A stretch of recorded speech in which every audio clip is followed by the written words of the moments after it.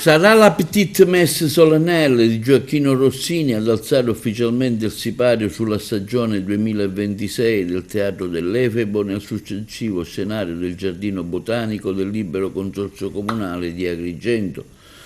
L'evento si svolgerà lunedì prossimo 22 giugno con inizio alle 20:30 in uno dei luoghi più belli della città dove natura, storia e cultura si incontrano per dare vita a un'esperienza artistica di grande intensità emotiva. La celebre composizione rossiniana verrà eseguita nella versione originale per soli coro, 2 pianoforti e armonium, con la partecipazione di Katia Elardio soprano, Lorena Scarlata contralto, Samuele Di Leo tenore, Salvatore Grigoli basso, Elia Tagliavia primo pianoforte, Riccardo Scilipoti secondo pianoforte e Andrea Gallina armonium.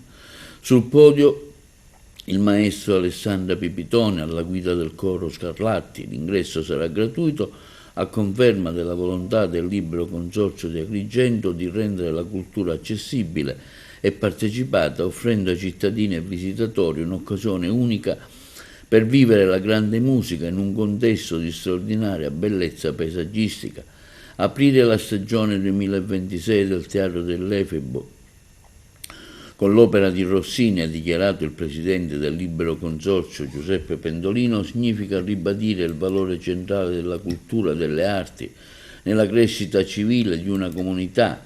La musica, il teatro e tutte le forme di espressione artistica rappresentano strumenti fondamentali di dialogo, conoscenza e coesione sociale, in un tempo che spesso privilegia la velocità e la superficialità.